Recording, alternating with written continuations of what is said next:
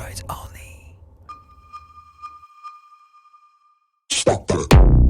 I'm here to do this. Can't stop the talking. I'm here to do this. So tough, but fast back walking. Just to shut the boys, but the kids on me go missing.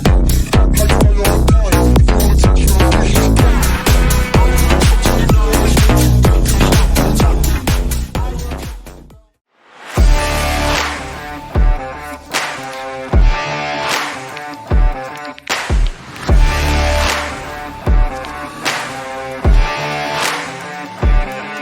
Chez Kawasaki, la lettre Z signifie beaucoup de choses. Tout d'abord, de la performance. Puisque, souvenez-vous, nous sommes avec la Z1 900, la super four.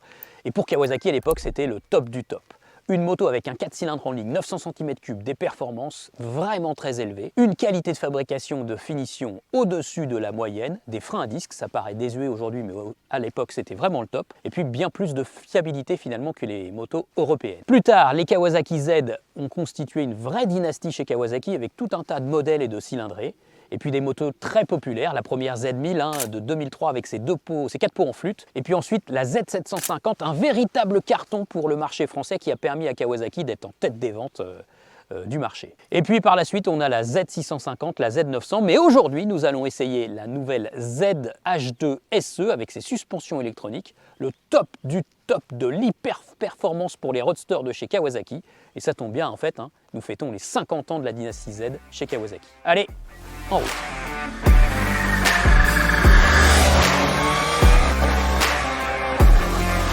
ZH2 SE, ouais, Z, une Kawasaki Z quoi. Donc c'est un roadster, et ça se ressent bien au niveau de la position de conduite, qui est plutôt classique on va dire, dans le genre roadster. Alors en fait c'est pas très sportif de position, on a les jambes assez dépliées, on a le buste pas tout à fait droit, on a quand même de l'appui sur l'avant, via ce guidon qui s'appelle Fat Bar, donc un guidon un peu large, voilà, mais qui est cintré vers l'arrière de manière à être reculé un peu sur la moto et aussi de manière à être plus cool en fait à bord de cette moto, même si on a un tout petit peu d'appui sur l'avant pour pouvoir bien canaliser ce train avant de cette moto assez redoutable en termes de puissance. La hauteur de selle c'est 830 mm. La moto est donc relativement haute. Donc ça, c'est une moto quand même extrême, on peut le dire. ZH2 SE. On est à 200 chevaux. On est à 14 mètres kg de couple. Donc c'est un truc énorme. Ce moteur, il est furieux. Il est impressionnant. Et pour canaliser cette moto diabolique, rien ne valait mieux que des Pirelli Diablo. Et donc je vais vous en parler dès à présent.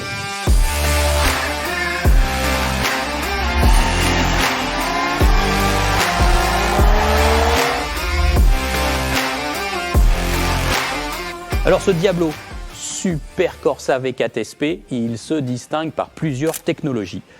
Bien sûr, il est multigomme à l'avant comme à l'arrière, donc de manière à être plus tendre, plus performant sur les bords pour la traction en virage. Et puis, il se distingue aussi par une technologie dite Cap and Base. Alors cette technologie Cap and Base, en fait, ça veut dire qu'il y a une petite sous-couche de gomme très tendre qui va permettre de chauffer le pneu un peu partout, même quand on roule en ligne. Et ça apporte beaucoup de sécurité, notamment lors du premier tour de circuit. Il va monter très très vite en température. Nous l'avons constaté sur le circuit de Nevers-Manicourt. Et puis sur la route aussi, il va se mettre en action beaucoup plus vite. Ça c'est bien au quotidien, même pour un usage sportif ou même plus tranquille, il n'y a pas de problème là-dessus.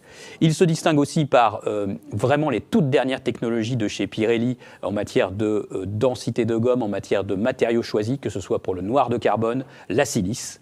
Vous remarquerez de près que en fait, la bande centrale de ce pneu est presque slick, donc ça peut faire un petit peu peur en termes de prise en main et notamment aussi sur le mouillé, parce que du coup on n'a pas d'évacuation par les sculptures au niveau du centre du pneu, mais l'accroche du pneu sur le mouillé se fait aussi par la qualité des gommes, et on a pu constater sur la route mouillée qu'en fait ce pneu il chauffe finalement, d'accord. Alors il ne va pas évacuer beaucoup d'eau, faut quand même être prudent, même Pirelli le précise dans sa documentation, il n'est pas fait pour évacuer le maximum d'eau, à l'inverse par exemple du Diablo Rosso 4 qu'on a ici, qui est bien plus sculpté, qui lui forcément va chasser beaucoup plus l'eau.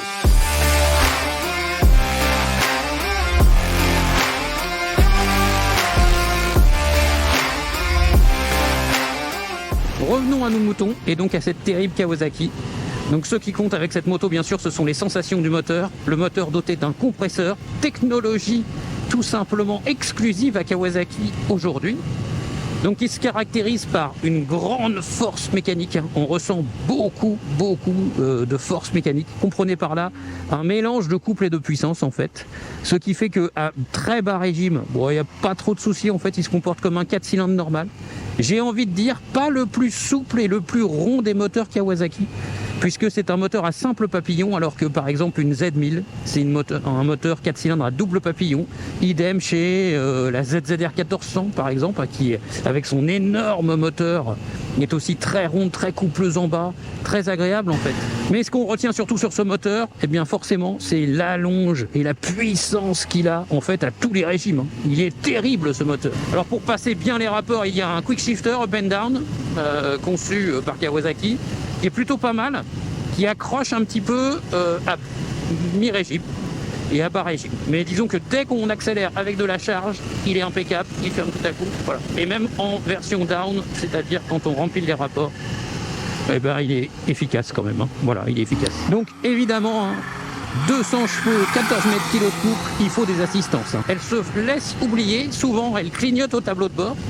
Mais on en a besoin, parce que là, tout est maltraité. La partie cycle, le pneumatique arrière, il faut des assistances pour canaliser une moto comme ça. Même si elle est très longue, même si sa géométrie privilégie la stabilité, on a besoin d'assistance électronique. 200 chevaux, 14 mètres kg de couple, là, il ne faut plus rigoler.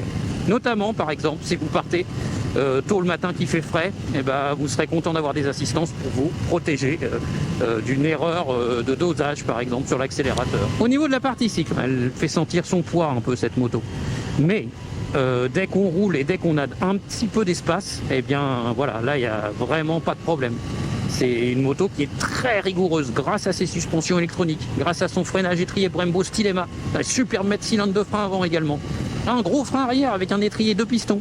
Donc elle a un très bon freinage, mais elle ne va pas freiner très très court par rapport à des roadsters plus légers notamment, parce que justement elle emmène du poids.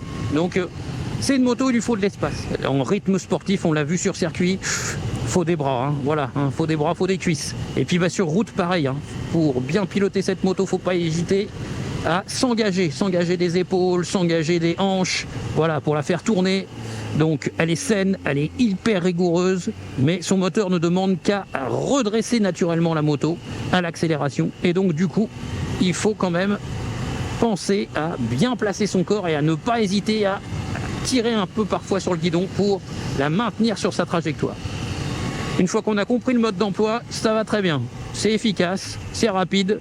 Alors, surtout si le revêtement est bon et puis qu'on a un espace un tout petit peu dégagé quand même. Parce que là, c'est quand même pas aussi affûté et léger pour rouler sur le super sinueux comme une Triumph Street Triple RS par exemple. Mais c'est pas du tout le même poids non plus.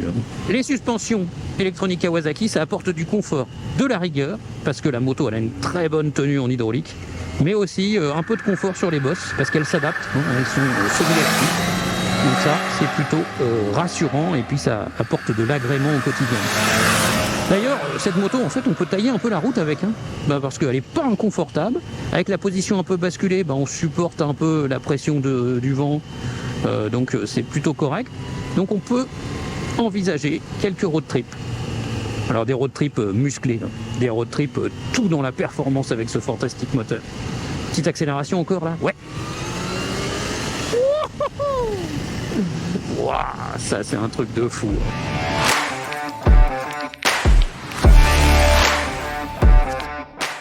La Kawasaki ZH2SE utilise la technologie du compresseur que seul Kawasaki utilise aujourd'hui au sein du marché moto et en série. Ce compresseur fait l'objet d'une fabrication particulièrement méticuleuse de la part de Kawasaki, qui a réquisitionné tous les services de Kawasaki Heavy Industry pour sa conception et sa fabrication. Le savoir-faire de Kaashi pour la réalisation de turbines a aidé le motoriste japonais à mettre au point ce formidable moteur. Ici, on atteint 200 chevaux à 11 000 tours minute et un couple XXL de 14 mètres kg à 8 500 tours minute. Le tout avec la sonorité typique du compresseur lors de son fonctionnement. Sur la ZH2 SE, la transmission raccourcie par rapport à la ZH2 SX, la Sport GT de la famille, apporte un surcroît d'accélération, de quoi autoriser de furieux wheeling. Elle embarque toutes les assistances modernes, les modes moteur, en passant par un contrôle de motricité bien nécessaire avec autant de puissance. Toutes ces assistances travaillent en connexion avec une centrale inertielle multi-axe. La moto dispose d'un régulateur de vitesse électronique, un dispositif de freinage avec les étriers Brembo Stylema monobloc et à fixation radiale équipe cette Kawasaki. Cette version SE de la ZH2 dispose des suspensions Showa électroniques KECS avec la technologie Skyhook. Les suspensions s'adaptent en continu à la conduite du pilote et aux inégalités de revêtement. Le travail de stabilité est bluffant et cela participe à l'adhérence de la moto. Cette technologie est vraiment aboutie et rien que pour cela, on mérite de se tourner vers cette version SE.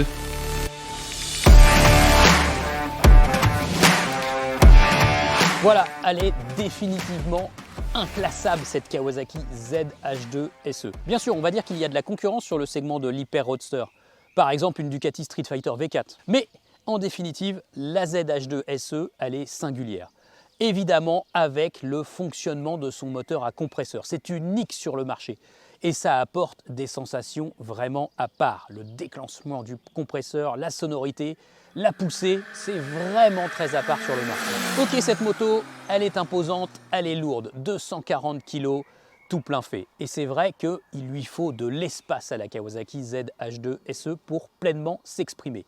Les tout petits virages serrés, c'est pas trop son truc. Il lui faut des belles courbes, bien revêtues, un peu d'espace pour laisser s'exprimer ce fantastique moteur avec son compresseur. Et si vous trouvez le terrain de jeu adéquat pour vous amuser avec la ZH2 SE, alors ça pourrait être évidemment le bonheur. Attention, sur circuit, comme on l'a vu à Manicourt, elle est très exigeante avec beaucoup de poids ressenti et puis un peu d'inertie et puis il y a aussi beaucoup de frein moteur avec cette transmission raccourcie par rapport aux autres modèles de la catégorie H2 du catalogue Kawasaki. Donc il y a quand même vraiment de quoi s'occuper et de quoi transpirer avec cette moto. Mais on a vraiment beaucoup de sensations grâce aux 200 chevaux, grâce aux 14 mètres kg de couple, c'est gargantuesque. Alors, je voudrais vous dire aussi qu'il ne faut pas trop hésiter entre la ZH2 standard qui coûte 19 299 € et cette ZH2 SE qui coûte seulement 21 949 €, donc pas beaucoup plus finalement que la ZH2 standard. Et grâce à l'ajout des suspensions à assistance électronique de chez Kawasaki, on va vraiment progresser en rigueur de comportement. La moto est beaucoup plus saine, elle est beaucoup mieux collée par terre et ça a un vrai avantage, donc il ne faut pas se priver là-dessus. Voilà, j'espère vous avoir tout dit sur la Kawasaki ZH2 SE. C'est une moto assez rare, mais peut-être que l'un d'entre vous la possède. Alors donnez-nous votre sentiment à l'essai, longue durée de cette moto. Et puis moi je vous le dis, ça fait vraiment du bien de nos jours, en 2023, d'avoir encore des motos comme ça, déraisonnables au possible, pas du tout politiquement correctes. Tant mieux, il faut ça pour la production motocycliste. Allez, à bientôt.